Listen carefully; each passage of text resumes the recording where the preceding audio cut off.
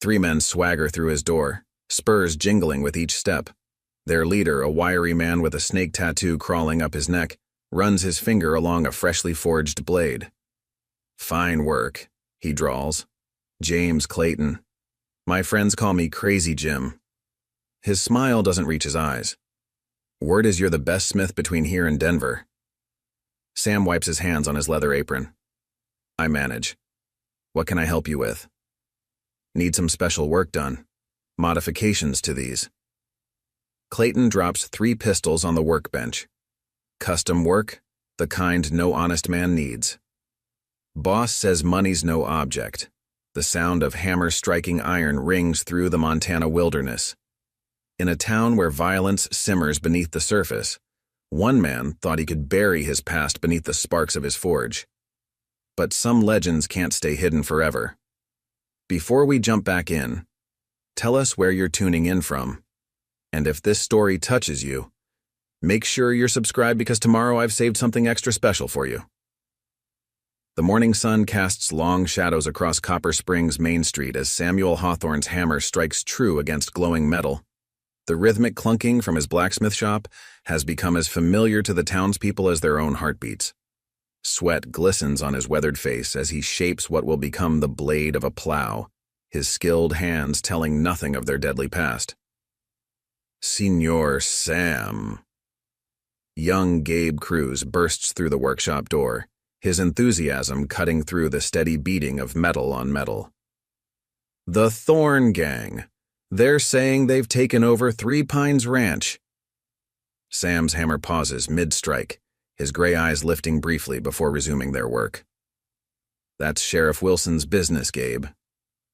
"Hand me that bucket of water." Gabe, eager to please his mentor, scrambles to help.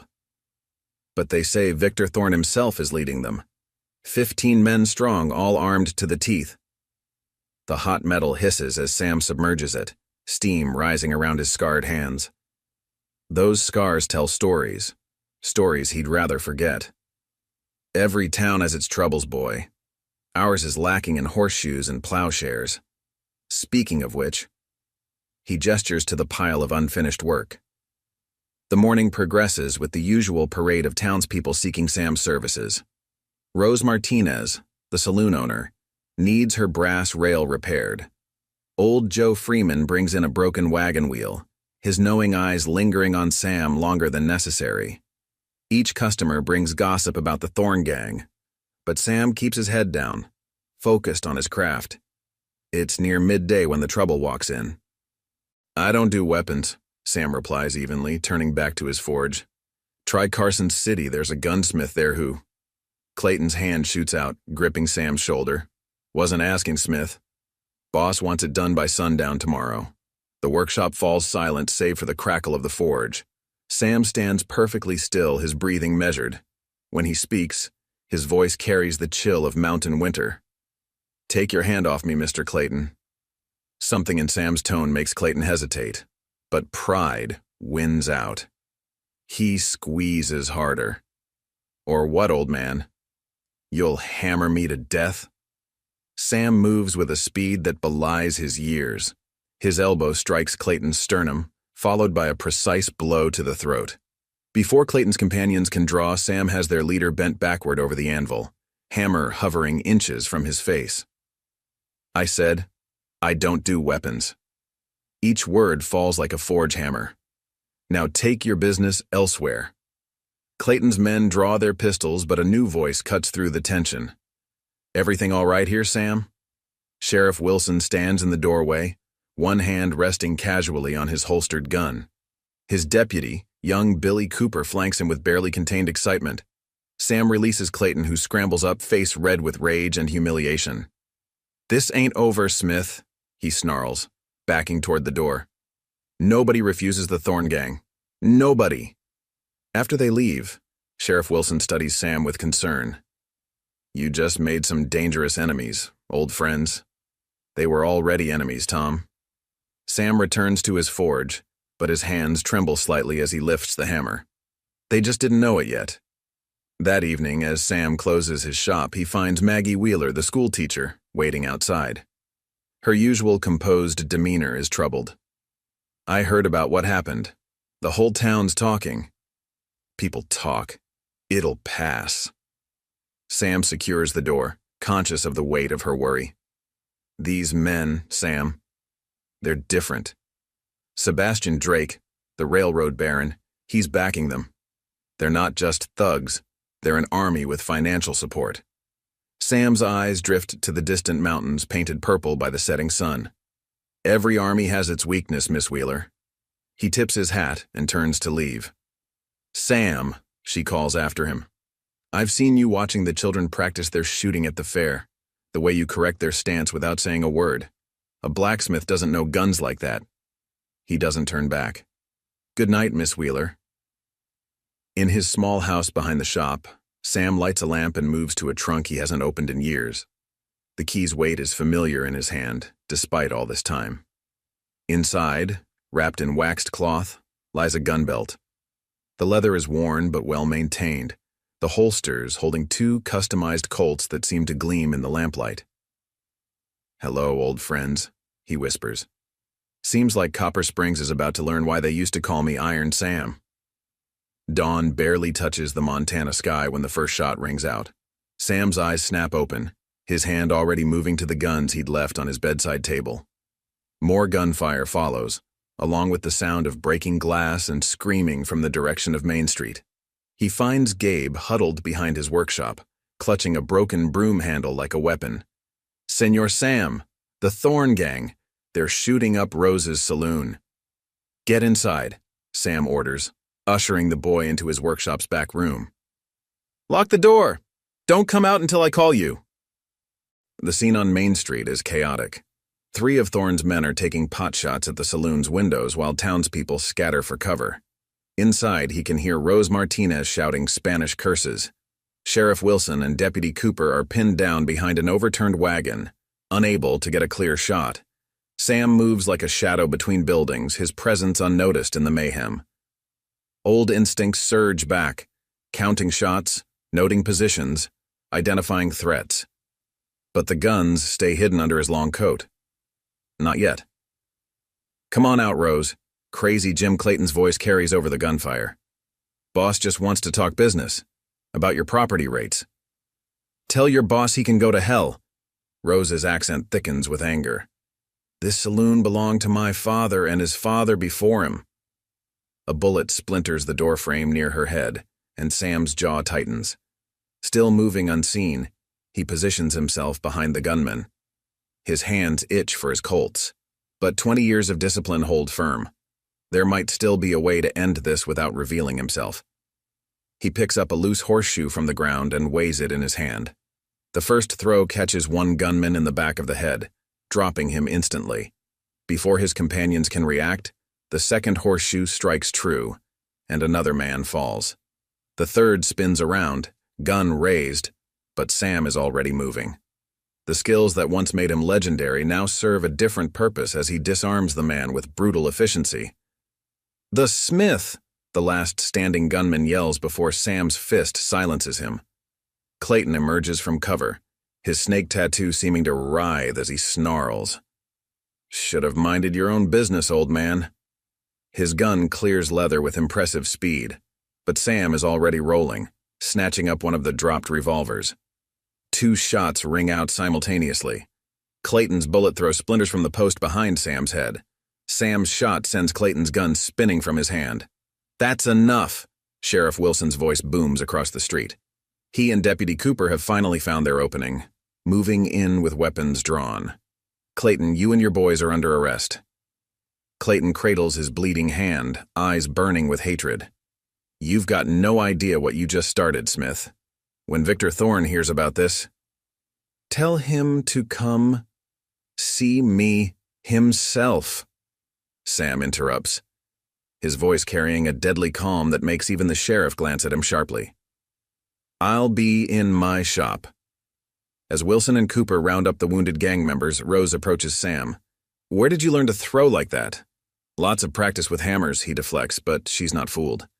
Nobody moves like that from throwing hammers, amigo. She studies him with new interest. The way you handled that gun just now, smooth as glass." Before Sam can respond, Maggie Wheeler hurries over. Her normally pristine dress is dusty from taking cover. "Is everyone all right? Sam, you're bleeding." He touches his shoulder, surprised to find Clayton's shot had creased him after all. "Just a scratch." "Let me help," she insists, but he's already walking away. "Need to check on Gabe," he calls over his shoulder. In truth, he needs to be alone. The familiar weight of the revolver in his hand had awakened something he'd fought 20 years to bury. Preparing and narrating this story took us a lot of time, so if you are enjoying it, subscribe to our channel. It means a lot to us. Now back to the story. Back in his workshop, he finds Gabe safe but bursting with questions. "That was amazing, Senior Sam. Where did you learn to fight like that? Can you teach me?" "What I can teach you is how to fix this dent in Mrs. Anderson's plow," Sam replies firmly. But as they work, his mind drifts to another young man he once mentored, one whose eagerness for violence had led them both down a dark path. That evening, old Joe Freeman visits the shop. The former slave's eyes hold wisdom earned through hard years. "Saw what you did today," he says quietly. "Reminded me of stories I heard years back. About a gunfighter they called Iron Sam. Man who never missed, they said. Man who vanished after Tularosa." Sam's hammer strikes the anvil with more force than necessary. Tularosa was a lifetime ago. "Past has a way of finding us," Joe observes. "Especially when it wears a snake tattoo." At Sam's sharp look, he continues. "Clayton's boss, Victor Thorne? He was there at Tularosa too, on the other side." Sam's blood runs cold. After 20 years, the circle was closing. "You seem to know a lot, Joe. Know enough to understand why a legend might want to disappear, become just another Smith." Joe heads for the door, pausing at the threshold. But legends don't die easy. Sometimes they're needed. Sam works late into the night, each strike of his hammer echoing like distant gunfire. In the darkness of his shop, surrounded by the tools of his new life, the ghosts of Tularosa draw closer than they have in years. And somewhere out there, Victor Thorne is learning that the man who ruined his plans today is the same man who ruined everything 20 years ago. The news spreads through Copper Springs like wildfire. Victor Thorne himself is coming. 3 days after the shooting at Rose's saloon, a cloud of dust appears on the horizon. Sam watches from his workshop as 12 riders enter town, their horses' hooves drumming a rhythm of approaching trouble. Victor Thorne cuts an imposing figure astride his black stallion. Unlike his men's trail-worn appearance, he's dressed like a gentleman, but the 6-gun on his hip isn't for show. His face bears a long scar from jaw to temple, a souvenir from Tularosa that Sam remembers well. "Quite the welcome party," Reverend Hayes murmurs, standing beside Sam. The entire town has gathered on the street, drawn by equal parts curiosity and fear. Sheriff Wilson and Deputy Cooper stand ready, hands near their guns. Thorne's eyes scan the crowd, settling on Sam's workshop. A smile splits his scarred face. "Iron Sam," he calls out, his voice carrying across the sudden silence. "Or do you prefer Mr. Hawthorne these days?" Sam steps forward, conscious of the townspeople's confused murmurs. "Been a long time, Victor. 20 years, 2 months, and 13 days. Thorne dismounts smoothly. "Not that I've been counting. You look different without all that blood on you." Maggie Wheeler pushes through the crowd. "Sam, what's he talking about?" "Ask him about Tularosa," Thorne answers before Sam can speak. "Ask him about the day Iron Sam became a legend, and I became this." He gestures to his scar. 37 men died that day. Good men. Brothers. They were rustlers and killers. Sam's voice carries steel beneath its quiet tone. They had a whole town under siege. They were soldiers. Thorne's composure cracks. War was over, but the Union still wanted its pound of flesh. We were protecting our people. By stealing their cattle? Burning their homes? Sam takes a step forward. The war didn't give you the right to prey on innocent folks, Victor. Old Joe Freeman speaks up from the crowd. I remember Tularosa, bunch of former Confederate raiders terrorizing freed slaves and Mexican farmers, until one man stood against them. Thorne's men shift restlessly, but their leader holds up a hand. Ancient history. I'm here about the present. My man Clayton says you interfered with some business negotiations. If that's what you call shooting up a saloon. Sam's eyes narrow. This is a peaceful town, Victor. Whatever game you're playing with Sebastian Drake and his railroad, take it elsewhere. A flash of surprise crosses Thorne's face. You always were too clever for your own good, Sam. But times change. These days, progress comes with a price. Rose Martinez's saloon sits on land the railroad needs. The Chinese laundry, too. And that nice schoolhouse where Miss Wheeler teaches. His gaze slides to Maggie. Shame if anything happened to it. The threat hangs in the air like gun smoke. Sam's hands clench, but before he can respond, Gabe suddenly rushes forward. You can't threaten us, the boy shouts. Senor Sam won't let you. Gabe, no! Sam reaches for him, but Thorne is faster.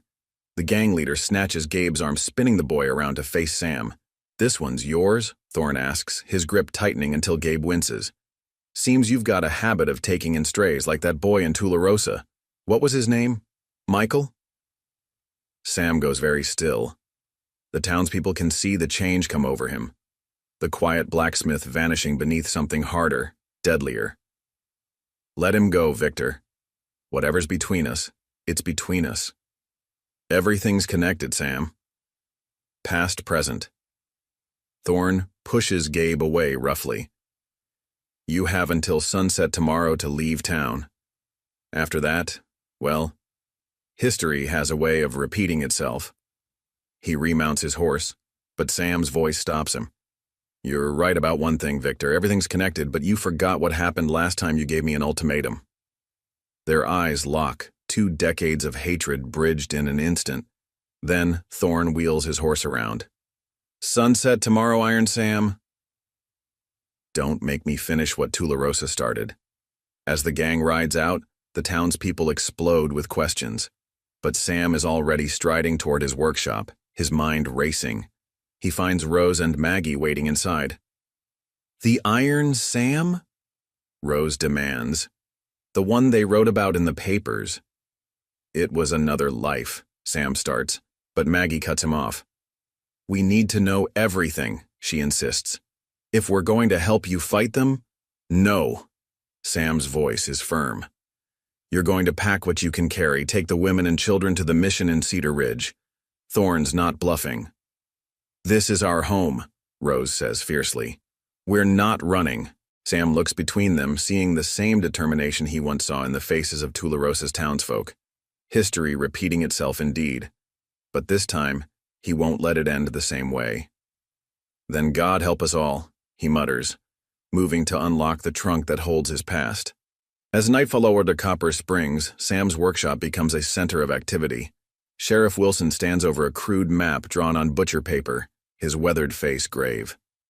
Thorne's men will likely come from the north and east. Railroad camps that way. What about Sebastian Drake? Deputy Cooper asks, eager as always. Shouldn't we wire the territorial marshal? Drake's got marshals in his pocket, Sam replies, cleaning his Colts with practiced precision. By the time honest law arrives, this'll be over one way or another. Old Joe Freeman enters, carrying a wooden crate. Found these in my cellar. Saved them from my fighting days. Inside are several Civil War revolvers, well maintained despite their age. Ain't much, but they'll shoot straight. Sam examines one, nodding approval. Get these to anyone who knows how to use them. Rose, are your men reliable? Rose Martinez crosses her arms. My bartender fought with Juarez. The cook was a Buffalo soldier. They'll stand. And I can shoot, Maggie Wheeler adds firmly. When Sam starts to protest, she continues. My father made sure all his daughters could handle a gun. This is my home too, Sam. A ghost of a smile touches Sam's lips. Your father was a wise man. He turns to Reverend Hayes. Michael, The boy Victor mentioned. He was your age. The Reverend nods understanding. The one you couldn't save at Tularosa? He was like Gabe, brave, foolish. Sam's voice grows distant. Thorne's men were holding the town's cattle in the old mission. Michael thought he could open the gates alone. They caught him, used him as bait. His hands stopped their mechanical cleaning. I tried to negotiate. Thorne gave me until sunset to leave town. Like now, Sheriff Wilson observes. Like now. Sam reassembles his gun with quick, sharp movements. Only difference is that this time I know what Thorne's capable of. A commotion outside draws their attention. Gabe bursts in, breathless. Riders coming. But it's not the Thorne gang. They rush outside to find a group of Crow warriors approaching, led by a man Sam recognizes. 2 ravens? The Crow warrior dismounts, his face painted for battle. Ironhawk, he greets Sam by a name few remember. We heard Scarred Snake has returned. You know these men? Wilson asks, surprised. Sam nods. 2 Ravens people helped me track Thorne after Tularosa. Good friends, good fighters. He turns to the warrior. This isn't your fight, brother. You stood with us against raiders. 2 Ravens replied simply. We stand with you now. 10 warriors, all good shots. As Sam and 2 Ravens discuss positions, Maggie approaches him privately. You've lived quite a life for a simple blacksmith. None of it simple, Sam admits. After Tularosa, I hunted Thorne for months. The trail led through Crow territory. They were having trouble with rustlers. I helped, then kept helping, trying to make up for. He pauses. Eventually, I realized revenge was eating me alive. Hung up my guns, learned to work iron instead of lead. And now? Now, I'm wondering if I was wrong. If running from what I am got these people into this mess. Maggie touches his arm. These people love you, Sam.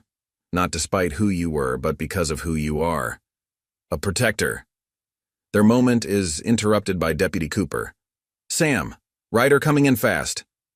Through his spyglass, Sam recognizes one of Drake's men, riding hard from the railroad camp.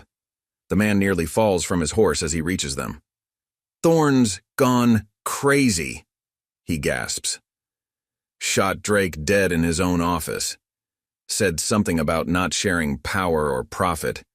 He's gathering every gunman and hard case in the territory, offering double wages for anyone who will ride with him. Sam's expression darkens. This isn't about the railroad anymore. He's coming to finish Tularosa. How many men? Wilson demands. 30, maybe more. Getting drunk on Drake's liquor, talking about burning the town. 2 Ravens speak quietly. Many enemies make strong medicine. The spirits will favor us. Spirits won't stop bullets, Sam replies. He surveys the town he's called home for 5 years. Good people preparing to die for their land, their homes. Just like Tularosa. He makes his decision. Sheriff, get your men on the roofs. 2 Ravens, your warriors know how to fight from horseback. Use it. Rose, your people know the alleys. They'll be our second line. Joe, start moving the children and anyone who can't fight to the root cellar under the church. And me? Gabe asks, trying to stand tall. Sam kneels before him. I need you to protect Miss Wheeler and the other women in the cellar. Can you do that? The boy's disappointment is obvious, but he nods solemnly. As the town mobilizes, Sam returns to his workshop. The forge's heat reminds him of another time, another battle. He begins heating metal, not for plowshares this time, but for war. By dawn, the streets of Copper Springs will be fortified with caltrops and makeshift barricades, courtesy of Iron Sam's final smithing project.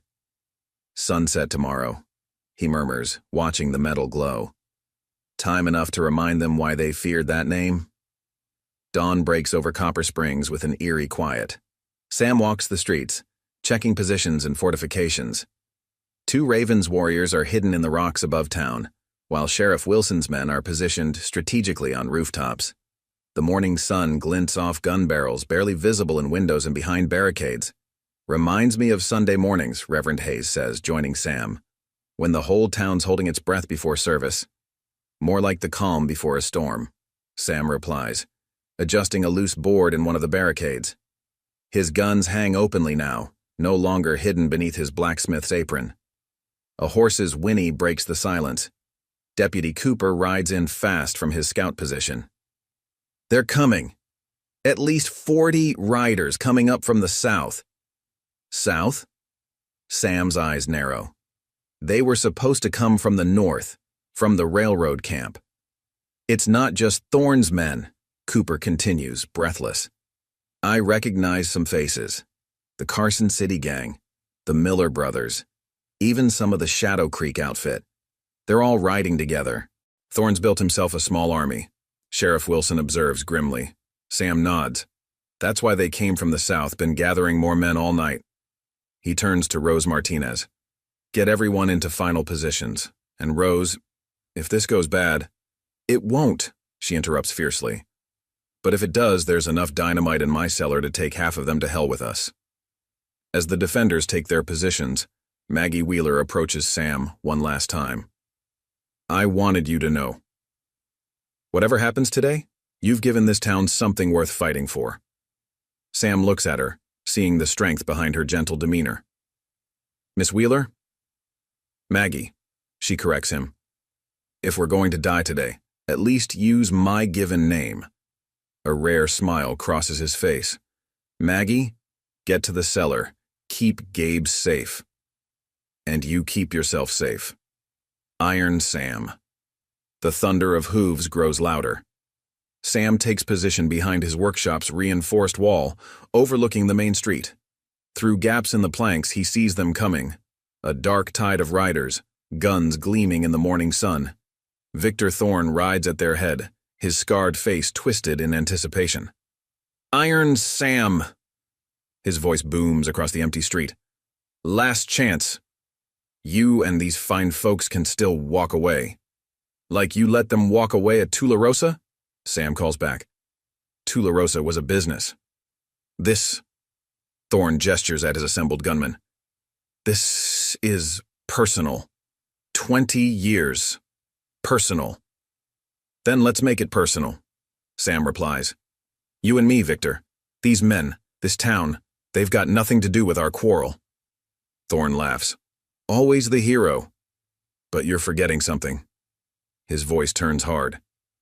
I don't fight fair.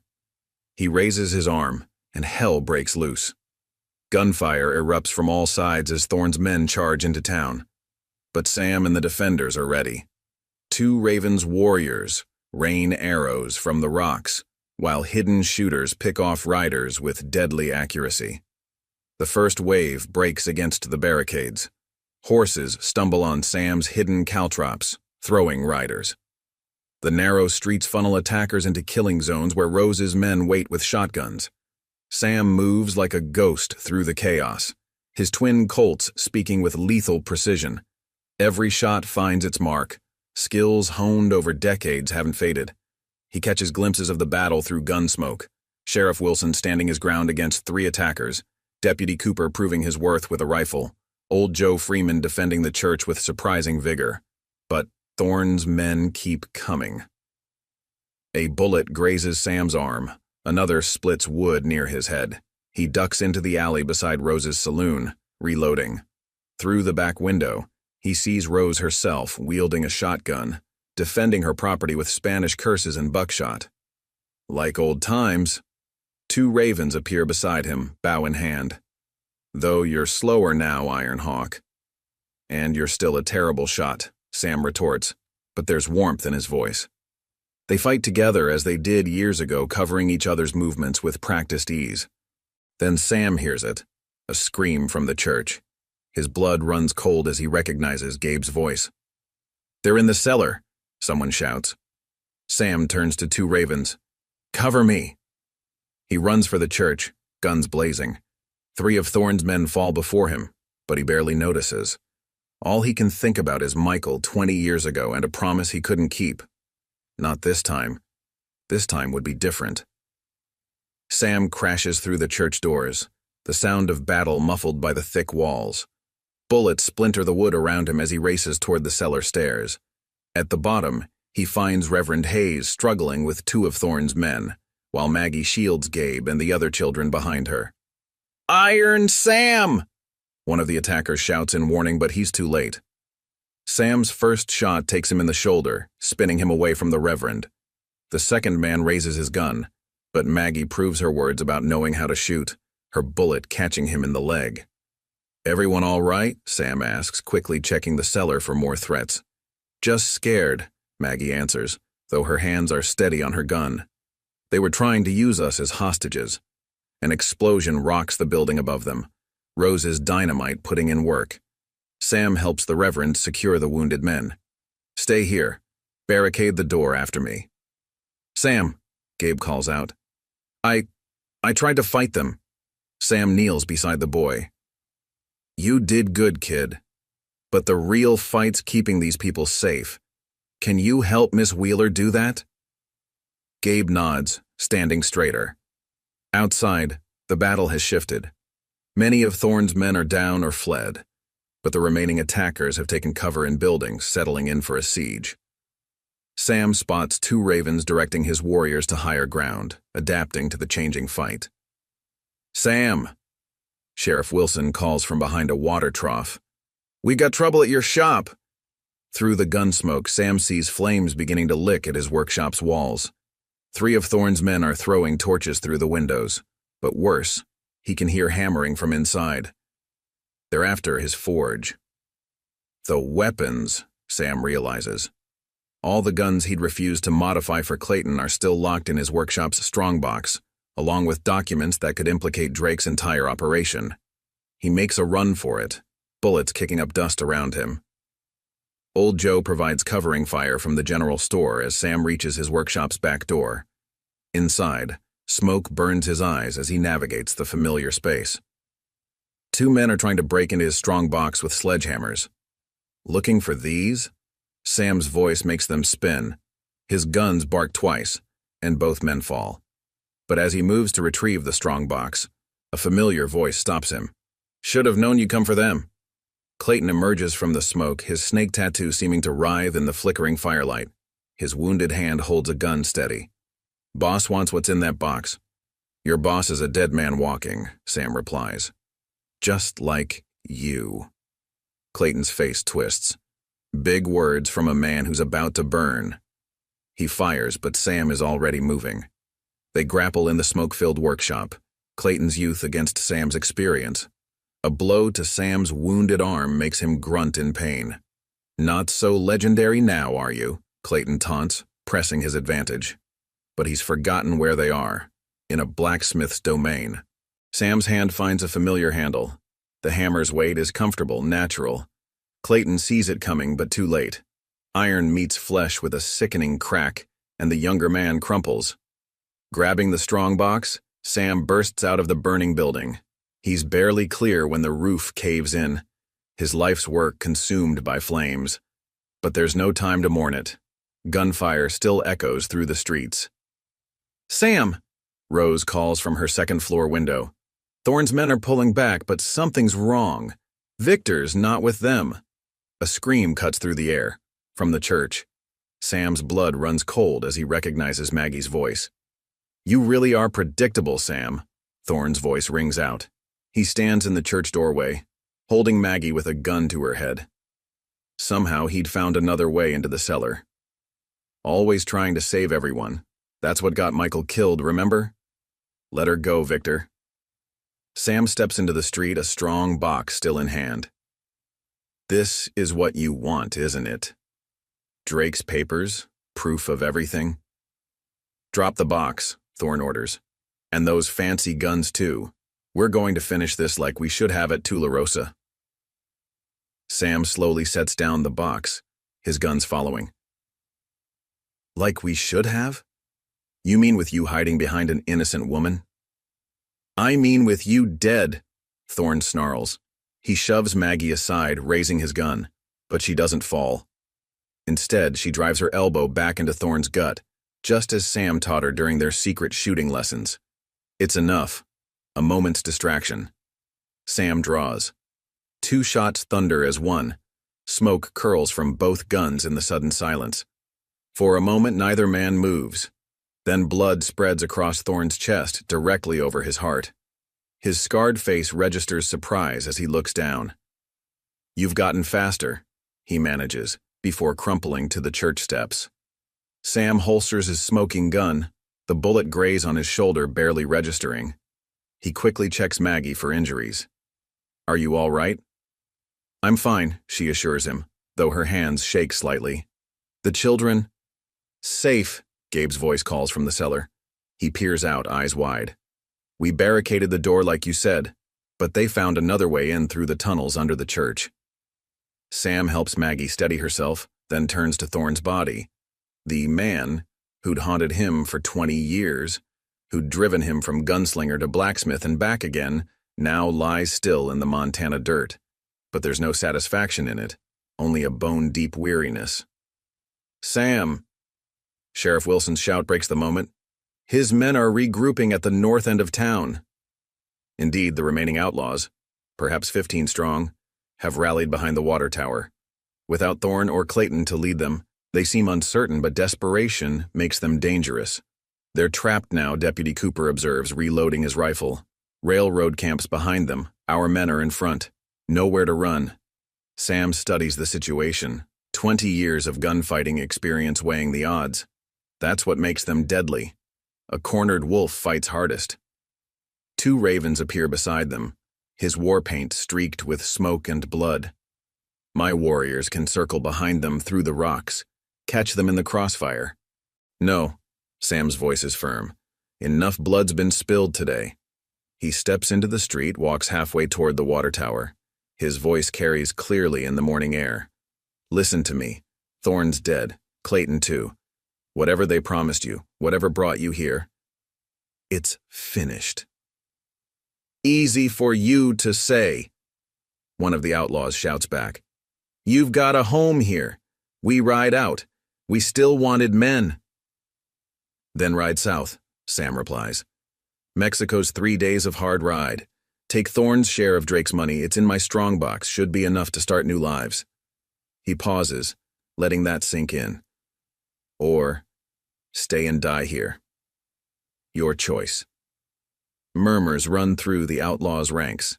Sam can see them wavering, calculating odds and options. Finally, one man holsters his gun, then another. Within minutes, they're mounting up. "You're either the smartest lawman I've met," their spokesman says, "or the craziest." "Not a lawman," Sam corrects, "just a blacksmith." They ride out, taking the strong box as offered. Sam watches them go, aware of the townspeople emerging from cover around him. Rose Martinez is already organizing cleanup efforts. Old Joe Freeman tends to the wounded with Reverend Hayes. Deputy Cooper helps Sheriff Wilson secure the few prisoners they've taken. "Will they be back?" Maggie asks, joining Sam. "Number men like that. You give them a way out with their pride intact, they'll take it." He looks around at his burning workshop, the bullet-scarred buildings, the bodies being carried away. "Though I might not be welcome here myself once people learn the full truth about Iron Sam." "You're wrong." Maggie's voice is firm. "Look around." Sam does. He sees 2 Ravens warriors helping townspeople extinguish fires, sees Gabe proudly showing other children the cellar barricade he helped build, sees Rose directing her bartender to share free drinks with defenders and wounded alike. This town isn't just buildings, Sam. It's people. People who stood together today, fought together. She takes his hand. "You didn't bring this trouble. You helped us face it, taught us to protect what's ours." "She's right," Sheriff Wilson adds, approaching Deputy Cooper. "Town council's already voted. We'd like you to consider taking on a new job." "Not interested in being a lawman," Sam starts, but Wilson chuckles. "Who said anything about that? Town needs a new gunsmith. Someone who knows weapons, can spot trouble coming. Training deputies wouldn't hurt either." He grins. "Plus, we'll need someone to rebuild that workshop. Hopefully with better ventilation this time." Sam looks at his burned shop, remembers the peace he'd found working iron instead of lead. But maybe there was a balance to be struck, a way to use all his skills to protect this home he'd found. "Might need some help," he says finally. "I can learn."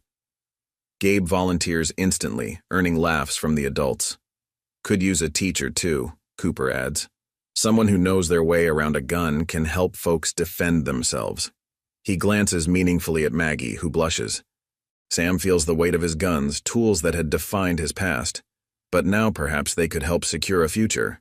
Not through violence, but through preparation, through teaching others to stand strong. Well, he says, suppose I'd better get started. 3 days after the battle, as Copper Springs begins to heal, a dust cloud approaches from the east. Sam spots it from the temporary workshop he's set up in Rose's storeroom. His hands instinctively move toward his guns before he recognizes the riders' uniforms. U.S. Marshals, Sheriff Wilson confirms, joining him at the window. Guess news of Drake's death finally reached them. The marshals ride in, led by a hard-faced man with a silver star and cold eyes. Marshal James Burke, Sam realizes. A name he hasn't heard in 20 years. Another ghost from Tularosa. Quite a mess you've got here, Burke observes, dismounting. His gaze fixes on Sam. Though I should have known when I heard the name Copper Springs. You always did leave a trail of bodies, Iron Sam. These bodies weren't my doing, Burke, Sam replies evenly. Take a look around. Town defended itself. Against what? A gang of legitimate railroad employees? Burke's smile doesn't reach his eyes. Sebastian Drake was a powerful man with powerful friends. They'll want answers. Drake was a criminal, Sheriff Wilson interjects. We've got proof. Had proof, Sam corrects quietly. Lost it with the strongbox. Burke's smile widens. Convenient. So all we have is your word against a respected businessman. A businessman who, unfortunately, can't defend himself. Being dead and all. 2 ravens materialize from the shadows of the saloon. We have many witnesses. My warriors saw everything. Indians? Burke scoffs. No offense, but their testimony won't hold up in a territorial court, especially not against Drake's lawyers. Sam studies Burke carefully. What do you really want, Marshal? Peace and order, Burke replies smoothly. The railroad's still coming through. Maybe if the town cooperates, it shows proper respect to Drake's memory and his partner's interests. You mean let them steal our land anyway? Rose Martinez says from her doorway, shotgun cradled in her arms. I mean be reasonable, Burke corrects. Otherwise, well, harboring a known fugitive is a serious offense. Fugitive? Maggie steps forward. Sam's no fugitive. Iron Sam's been wanted since Tularosa, Burke explains with false sympathy. 20 years is a long time, but murder warrants don't expire, especially when the victims include 2 federal agents. Federal agents working for Confederate holdouts, Sam counters, taking bribes to look the other way while Thorne's men terrorized innocent people. Prove it. Burke spreads his hands. Oh, wait, you can't. Any evidence burned up with your shop, didn't it? Old Joe Freeman speaks up from the crowd. I was at Tularosa. Saw those agents taking payoffs myself. More unreliable witnesses. Burke sighs. Face it, Sam. Town can either play nice with the railroad, or I can take you in. Your choice. Sam's hands hover near his guns, but Maggie touches his arm. Around them, townspeople are gathering. Sheriff Wilson and Deputy Cooper, Rose and her men, 2 ravens and his warriors, even Reverend Hayes and Gabe. You want witnesses? The Reverend steps forward. I've been keeping records. Every threat, every crime committed by Drake's men.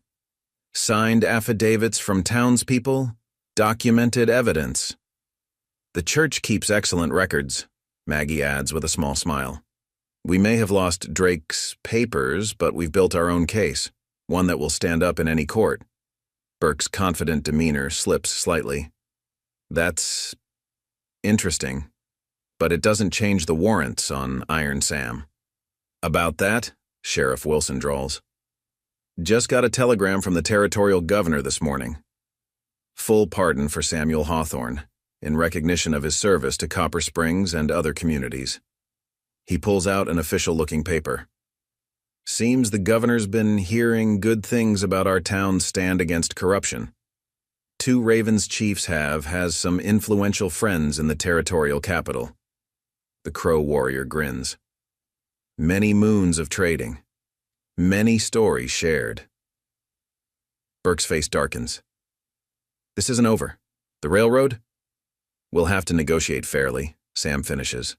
With the whole town, unless you'd rather explain to your bosses why you're defending Drake's criminal empire. The marshal looks around at the united front before him, townsfolk, natives, and former outlaws all standing together. Finally, he remounts his horse. You've changed, Iron Sam. Gone soft. No, Sam replies. Just finally learned what's worth fighting for. As the marshals ride out, Sam feels a weight lift from his shoulders. The last ghost of Tularosa laid to rest at last. Think they'll be back? Gabe asks. With different tactics, Sam nods. But we'll be ready. Part 9. New Foundations. The autumn wind carries the sound of hammering across Copper Springs. 1 month after the battle, Sam's new workshop rises from the ashes of the old. The whole town has pitched in. 2 Ravens warriors hauling timber, Rose's men helping with the heavy lifting, even Reverend Hayes lending his carpentry skills. Bigger than the old one, Deputy Cooper observes, helping Sam hoist a roof beam. Needs to be. Sam wipes sweat from his brow. Gunsmithing takes more space than basic blackwork. Plus, we'll need room for teaching. Below, Gabe struggles with an armload of shingles, determined to help. Maggie steadies him, her other hand holding building plans she helped design. The new workshop will include a small classroom space. Her idea. Sam! Old Joe's voice carries urgency. Riders coming. But these aren't marshals or outlaws. A group of farmers approaches from the north, led by a weather-beaten man Sam recognizes from the next valley. Henry Parker, Sam greets him. Long ride from your spread. Word travels, Parker replies grimly. About how Copper Springs stood up to Drake's men. About a blacksmith who remembers what justice means. He looks at his companions. We've got troubles of our own. Railroad's been pushing hard, trying to force us off our lands. When we refused their offers, accidents started happening, fires, spooked cattle, broken equipment. Sam exchanges glances with Sheriff Wilson. Same tactics they tried here. We're not asking for charity, Parker continues.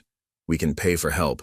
Just need someone to teach us to defend what's ours. Someone who understands both iron and lead. Before Sam can respond, Rose Martinez steps forward. Your folks will need lodging while they train.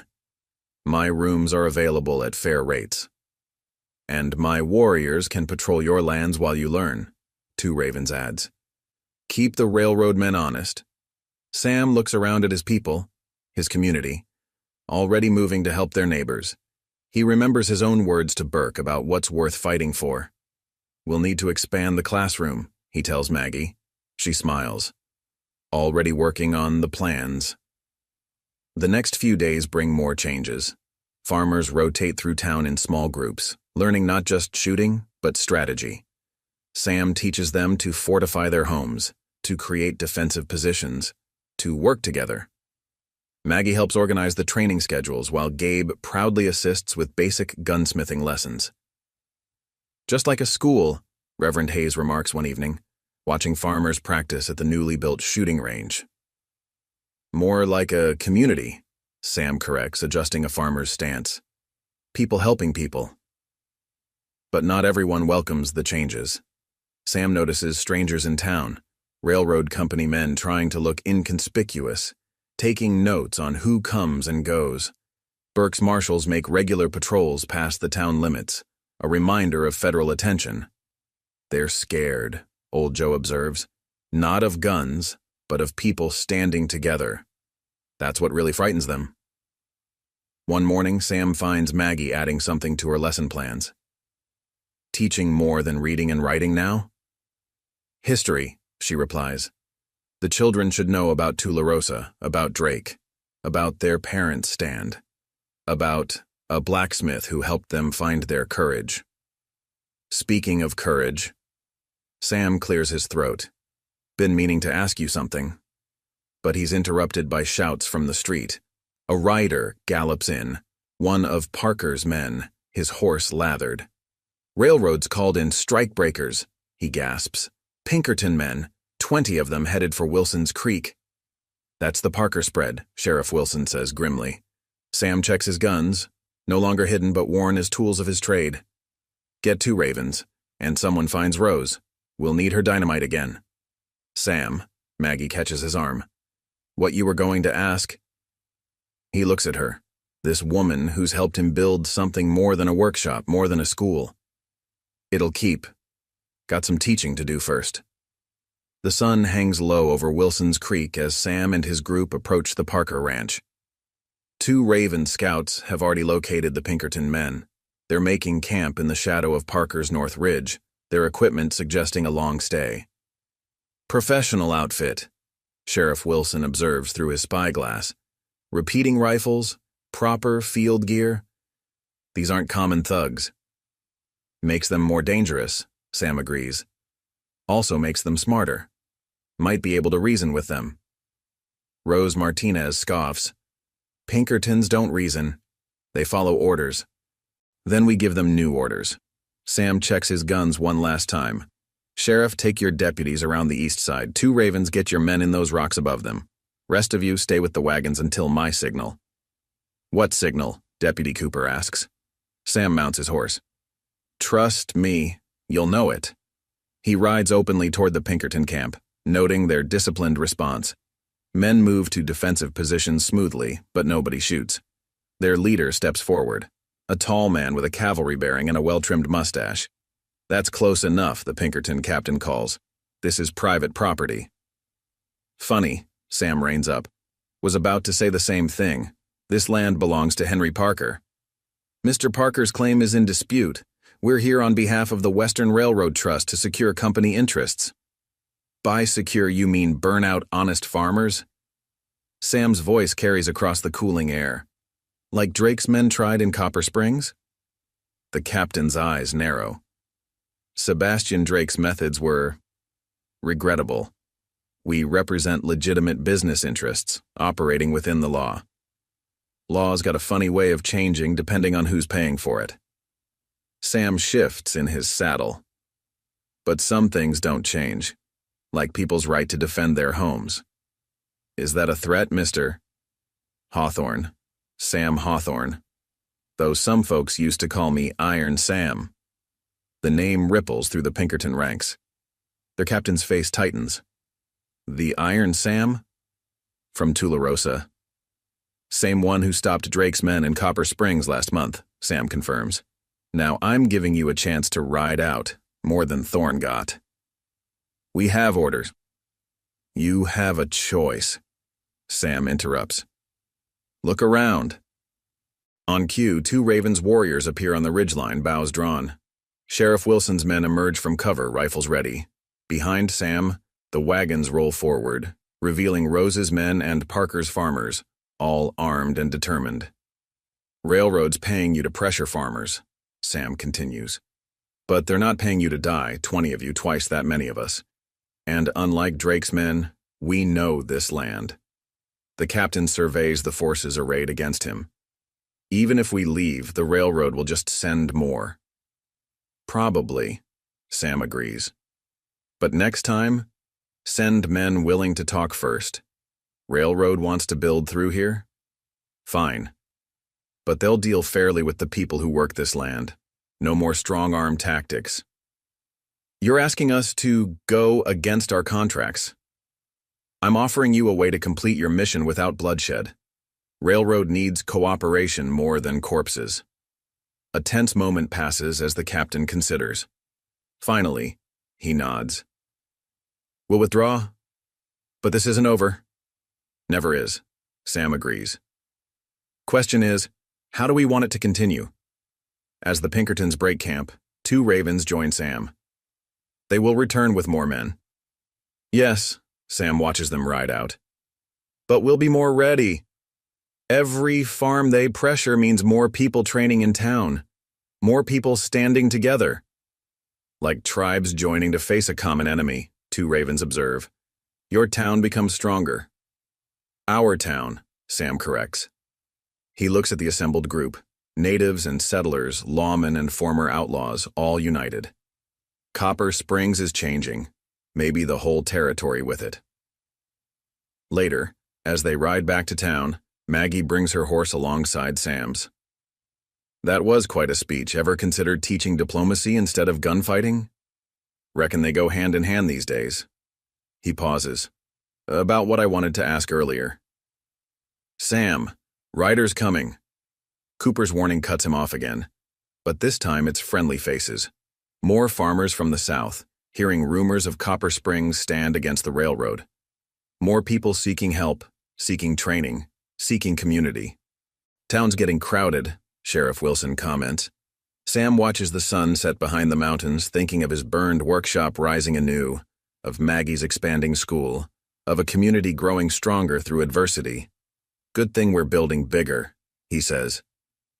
Winter settles over Copper Springs, but the town's heart burns warm. Sam's new workshop has become a gathering place, not just for training, but for planning. Maps cover the walls, marking railroad holdings and farmer alliances. Rose's Salon serves as an unofficial headquarters where information flows as freely as whiskey. Another farm signed with us, Deputy Cooper announces one snowy evening, marking the map. Miller's Place, over by Eagle Creek. That makes 17, Sheriff Wilson calculates. Nearly every independent farmer from here to Carson Valley. Sam studies the growing network of allies they've built. Each mark represents people standing together defending their homes. But it also represents a threat to the railroad's plans, one they won't ignore forever. Letter from the territorial capital. Maggie enters, shaking snow from her shawl. Governor's under pressure. Railroad's friends in Washington are pushing back. They can push all they want, Rose declares.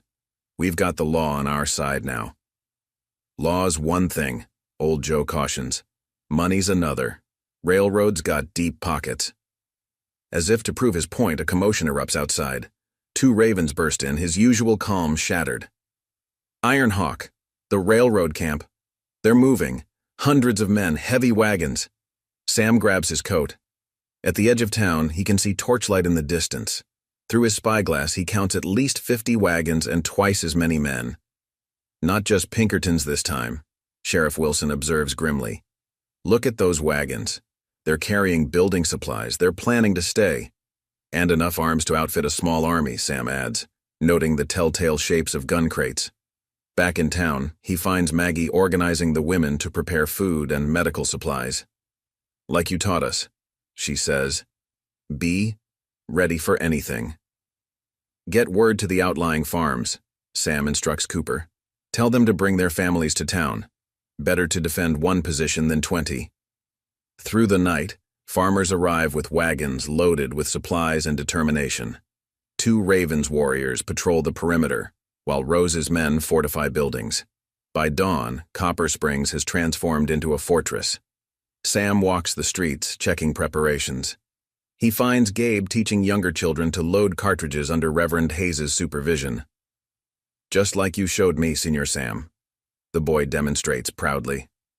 Good man, Sam ruffles his hair. But remember what else I taught you? See, the best fight is the one you don't have to fight. That's right. Sam continues his rounds, stopping to help where needed, offering quiet words of encouragement. He finds Maggie in the schoolhouse, now converted to an infirmary. You should rest, he tells her, so should you. She touches his arm. Sam, if this turns bad, it won't, he assures her. Railroad's trying to intimidate us, show of force.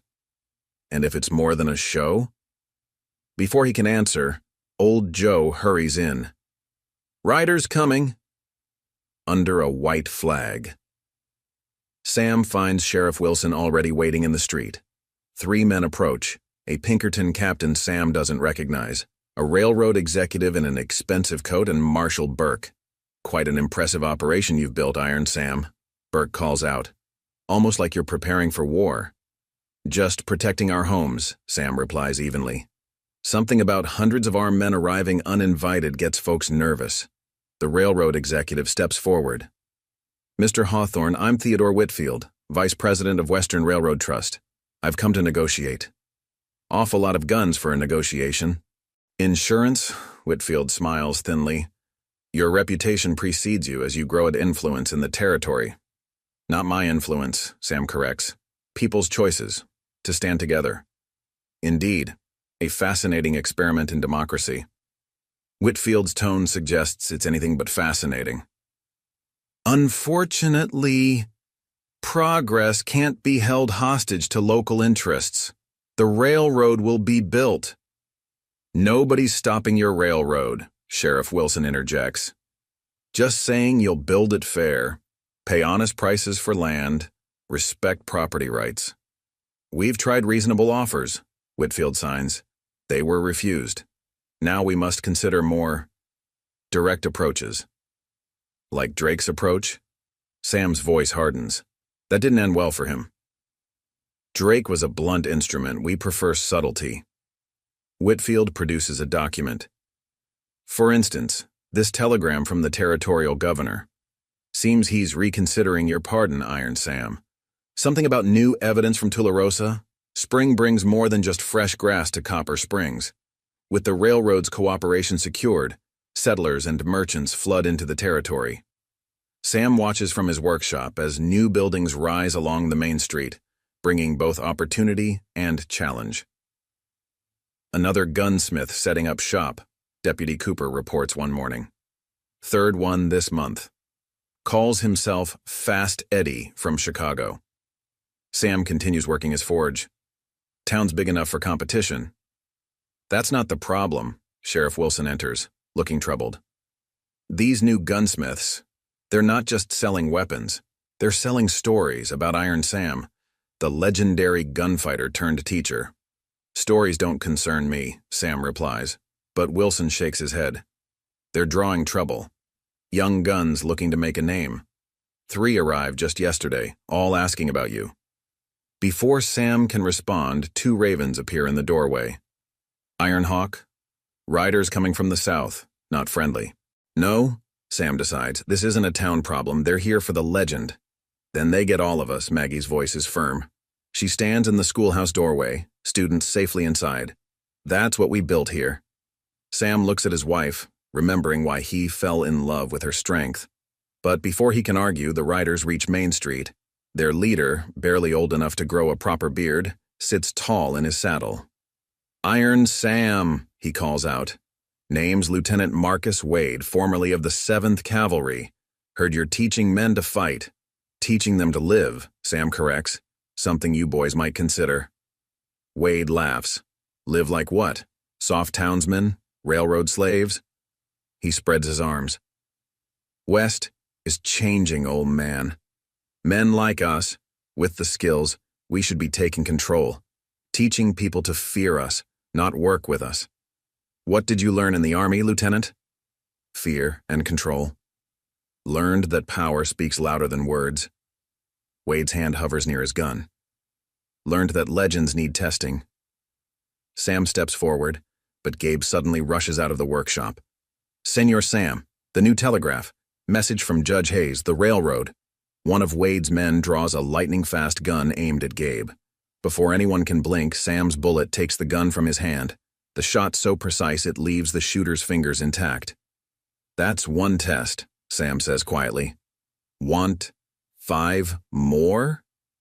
Wade's confident smile falters. In Sam's stance, he finally sees what he's challenging. Not just skill, but experience, purpose, the weight of a lifetime's choices. How'd you draw so fast? The lieutenant asks. Genuine curiosity replacing bravado. They say you don't even practice anymore. Just teach and work iron. Man who only practices drawing fast, Sam replies, usually ends up dead young. Real skill is knowing when not to draw. Like now. Wade's hand moves away from his gun. Like now. Sam nods toward the saloon. Rose serves a fine breakfast, better than fighting on an empty stomach. After that, if you're interested in real learning, my school has room. The tension breaks. Wade's men exchange glances, suddenly looking very young and uncertain. Sam sees their hunger, not just for food, but for direction, purpose. "What about the telegraph?" Sheriff Wilson asks as the young men head toward Rose's. "Can wait," Sam decides. "These boys need breakfast first, then we'll see if they're ready to learn about building something instead of destroying it." Later, as Sam shows Wade's men around his workshop, he catches Maggie's knowing smile. She sees what he sees. Another chance to turn would-be enemies into allies, to help lost young men find a better path. "Like someone else I knew," she whispers, squeezing his hand. But the telegraph from Judge Hayes still waits, its urgent message unread. And in Carson City, forces are gathering that will test not just Sam's gun hand, but everything Copper Springs has built. By evening, Sam finally reads Judge Hayes' telegraph. His expression darkens with each word. "Railroad's Board of Directors overruled Whitfield's agreement," he tells the gathered town council. "They're sending a new representative, James Blackwood. He's known for getting results." "How bad?" Sheriff Wilson asks. Hayes says Blackwood made his fortune during the war, selling weapons to both sides. Since then, he's specialized in resolving territorial disputes for the railroad. Towns that resist tend to have accidents. Rose Martinez spits. "Like the accidents Drake arranged?" "Worse. Blackwood's smarter, more patient." Sam paces the council room. He works within the law, his version of it. Brings in his own judges, own marshals. Makes everything look legal. "When?" Two Ravens ask simply. "Train arrives tomorrow at noon. Brings Blackwood and his personal security force. 40 men, all ex-military." The council erupts in worried murmurs. Even with Wade's group now on their side, they are outnumbered. But Sam raises his hand for silence. "There's more." Hayes included a private note. He holds up a second paper. Says Blackwood was behind Tularosa. He funded Thorne's operations through shell companies. Used Drake as a front man here. Been manipulating things from the shadows for years. Maggie steps forward. "Then we have him. With Judge Hayes' evidence." "Takes time to build a legal case," Sam interrupts.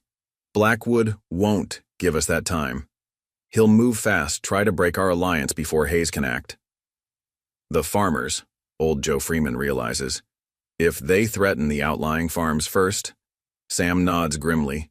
"Town's too strong to attack directly, but isolate us, pressure our allies, make examples of a few homesteaders." "We could evacuate the farms," Deputy Cooper suggests. "Bring everyone into town." "Abandon their homes? Their crops?" Rose shakes her head. "Might as well surrender." Two Ravens speak quietly. "My warriors could watch the farms, give me a warning, and make Blackwood's job easier." Sam turns to the window. "First thing he'll do is try to turn the territory against us.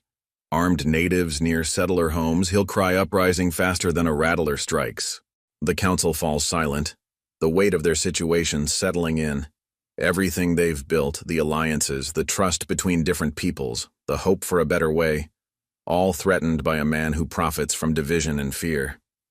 Gabe, who's been listening from the corner, suddenly straightens.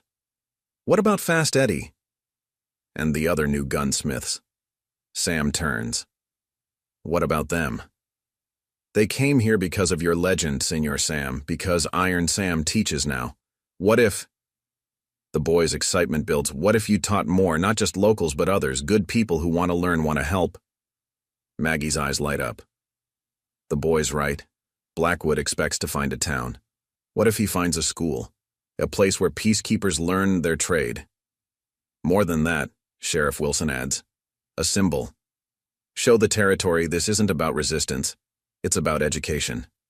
Progress. Sam studies his apprentice with pride. Might work, if we move fast enough. Cooper, send telegrams to every friendly town within driving distance. Rose, your contacts in the saloon trade. Spread the word. 2 ravens. My people will carry the message to tribes who wish to learn new ways. The warrior nods. Many young braves seek wisdom of both worlds. As the council disperses to their tasks, Maggie touches Sam's arm. You're not just building a school now. You're building a legacy. Building a target is more like it, Sam replies. Blackwood won't like it. Might force his hand, make him move against us directly. Good, she says firmly. Better an honest fight than his shadow games. Sam watches the sunset paint Copper Springs in gold. Tomorrow, James Blackwood would arrive expecting to find a stubborn town ready to be broken. Instead, he'd find something new. Something that might just change the whole territory, if they survived his first move. Gabe, Sam calls. Round up Wade and his men. Time for some advanced lessons. Tonight, everyone learns to shoot in the dark. Dawn finds Copper Springs transformed. What was once simply Sam's workshop now sports a new sign. Copper Springs Academy of Frontier Arts. Students, farmers, merchants, peacekeepers, and natives alike practice in the early light, supervised by Wade and his men, who've taken to teaching with unexpected enthusiasm. Railroads right on schedule, Deputy Cooper reports, returning from his scout position. Blackwood's train just past Miller's Creek. Sam watches from the workshop doorway as Rose's men distribute ammunition. 2 Ravens warriors have melted into the surrounding hills, invisible but ready. Sheriff Wilson drills the townspeople on emergency signals. Different from Thorne's attack, Maggie observes, checking her own rifle. More organized. Different enemy, Sam replies. Thorne was a hammer. Blackwood's a knife, looks for weak spots, strikes when you're not looking. The town is prepared as best they can. Every building harbors armed defenders, but they're dressed as students, merchants, ordinary folk. Sam's idea. Let Blackwood see a school first, a threat second. Rider coming. The call goes up. Under white flag. A single horseman approaches. Marshal Burke, looking uncomfortable in a clean uniform. Sam meets him in the street. Quite a change, Burke gestures at the academy sign. Turning outlaws into teachers now? Everyone deserves a chance to change, Sam replies. Even railroad men. That's actually why I'm here.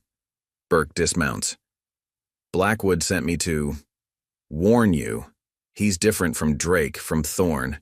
He understands men like you. Does he? Says you're dangerous because you give people hope. Make them think they can stand together, change things. Burke shifts uneasily. Says that's bad for business. Whose business? Railroads, or the men who profit from keeping people afraid and divided? Burke glances at the armed students practicing nearby. He'll use that against you. Say you're building an army. Turn the territory against you. Unless you leave. Tonight. Just you. No one else gets hurt. Town keeps his deal with the railroad. Everyone's happy. Sam studies the marshal. Except the next town Blackwood targets. And the next. Not your problem. Never was. Choose to make it mine. Sam turns away. Tell Blackwood if he wants to talk, I'll be at my forge. As Burke rides out, Gabe approaches. He's scared. Burke? Yeah. No, Senor Sam. Blackwood. Why else send a warning? Try to make you run? Sam smiles at his apprentice's insight. Maybe. Question is, what's he planning that's got him scared of a simple school? The answer comes with the noon train's whistle. As steam and smoke billow across the platform, Sam counts the cars. 3 passenger cars, 2 cargo, and something else. A heavy flat car with a tarp-covered mass. James Blackwood steps onto the platform like he owns it. Tall, elegant in a black city suit, his gray hair and beard immaculately trimmed. He looks more like a banker than a killer. Behind him come his men, professionally armed and uniformed in railroad company colors. But Sam's attention is on that covered flat car. Something about its shape. Blackwood approaches, smiling pleasantly. Mr. Hawthorne. Or do you prefer Professor now? Sam's fine. Indeed. I must compliment you on this academy idea. Quite clever. Makes it harder for me to justify direct action. His smile doesn't reach his eyes. Almost as clever as gathering farmers and natives as students instead of allies? Everyone's welcome to learn. Yes, I'm sure. Blackwood gestures at his men, who begin removing the tarp from the flat car. That's why I brought a teaching aid of my own. Something to demonstrate the futility of resistance. The tarp falls away. Sam's blood runs cold. There, gleaming in the Montana sun, sits a Gatling gun. The Gatling gun's brass fittings catch the sunlight as Blackwood's men position it to command the main street. Sam notes the extra ammunition boxes, the professional way the crew handles the weapon. This isn't for show. They know how to use it. Impressive, isn't it? Blackwood's voice carries genuine pride. Latest model. 10 barrels, capable of 200 rounds per minute. The future of peacekeeping, according to the patent office. Peacekeeping? Sam's voice is quiet. That's what you call it? Progress requires occasional demonstrations of authority. Blackwood adjusts his silk vest. Much like your own legend, Iron Sam, sometimes violence serves a greater purpose. Around them, the town has gone silent. Students and townspeople watch from doorways and windows, their practiced casualness replaced by genuine tension. Sam spots Maggie ushering children into the schoolhouse cellar, just like during Thorne's attack. Interesting choice, Sam observes. Bringing military hardware into peaceful negotiations. Oh, this isn't a negotiation. Blackwood smiles thinly. This is a lesson, one I've taught many times. He gestures at the surrounding hills. Your native friends up there? The farmers watching from the buildings? They need to understand progress is inevitable. Resistance only brings pain. As if on cue, more of Blackwood's men emerge from the train cars, wheeling out crates marked Property of U.S. Army. Sam recognizes the stenciling. Ammunition, lots of it. Army supplies, Blackwood explains. Officially lost in transit. Tragic, really, how often that happens these days. Almost as tragic as native raids on settler communities, or farmer uprisings against railroad authority. The threat is clear. He's ready to spark a war, pin it on Sam's allies. That's your plan? Sam steps forward. Frame my students for attacking settlers? Turn the territory against itself? Your students? Blackwood laughs. Let's be honest, Hawthorne. You're building an army. I'm simply responding in kind. He waves at the Gatling gun. Though I suspect my response carries more weight. Weight isn't everything. Sam's voice carries across the street. Rose? From her saloon's second floor, Rose Martinez calls out numbers. 112. That's how many students are in town today, Sam explains. Settlers, merchants, peacekeepers. 2 ravens? The Crow warrior's voice comes from somewhere above. 43. Braves from 7 different tribes, Sam continues. Sheriff? 67 farmers, Wilson adds from his position. All legal landowners. Blackwood's smile fades slightly. Making my point for me. An armed force, a community. Sam interrupts. People are learning to protect their homes, work together, change the territory without bloodshed. He steps closer. That's what really scares you, isn't it? Not guns or numbers, the idea that people might find a better way. Pretty words. Blackwood signals his men, who begin cranking the Gatling into firing position. But words don't stop bullets. No, Sam agrees. But they can stop the men behind the guns. He raises his voice. Wade? Lieutenant Wade steps out of the crowd, still wearing his cavalry uniform. Sir? Tell our friend about your last posting. Wade straightens. 7th Cavalry, 3rd Division under Captain Harrison. For the first time, Blackwood's composure cracks. Harrison? James Harrison? My direct commander, Wade confirms. Who's mighty interested in those lost army supplies you're carrying? Matter of fact, he's probably reading my telegram about them right now. More uniforms appear in the crowd, Wade's men, but also others. Students Sam's been quietly recruiting, all with military connections. All witnesses to Blackwood's admission about the stolen supplies. You recorded everything I said, Blackwood realizes. Telegraph operator's been taking it down, Sam confirms. Being sent to every army post in the territory, along with sworn statements about your role in Tularosa, Drake's operations, everything. You can't prove? Don't need to. Just need to make the army investigate. How many officers have you bribed, Blackwood? How many will stay bought when the War Department starts asking questions? Blackwood's hand twitches toward his coat. In an instant, Sam's gun appears. That's not a good idea, Sam says softly. Man who relies on bigger weapons often forgets how to use smaller ones. The railroad man freezes, his own inexperience with personal violence suddenly evident. His men look uncertain, realizing their position. Stand down, Sam continues. Order your men to unload those supplies. Army patrol's already on their way. Judge Hayes made sure of that. Time to decide what kind of legacy you want to leave. For a long moment, the street hangs in balance. Then Blackwood slowly raises his hands. The railroad won't forget this, he warns. Good. Sam holsters his gun. Because we're about to teach them something new. 1 year later. The railroad tracks gleam in the Montana sun, but they curve respectfully around Copper Springs' boundaries, a testament to compromise and cooperation. Sam's workshop has grown into a proper school, where he teaches both metalwork and responsible gun handling. The sign above the door reads, Iron and Justice School of Trade and Defense. Maggie's idea, now his pride. Gabe, now Sam's official apprentice, helps teach the younger students while continuing his own lessons. 2 Ravens people work the railroad lines, their knowledge of the land proving invaluable. Rose's Saloon has become a meeting place where railroad men and locals share drinks and stories, finding common ground.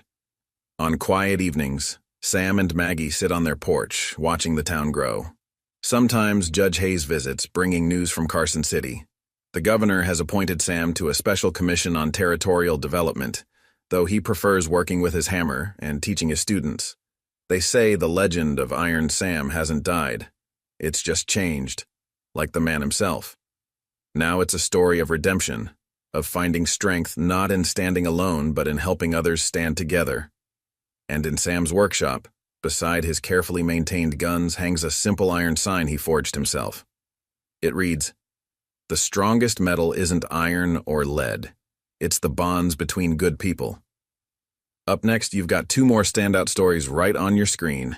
If this one hits the mark, you won't want to pass these up. Just click and check them out. And don't forget to subscribe and turn on the notification bell so you don't miss any upload from us.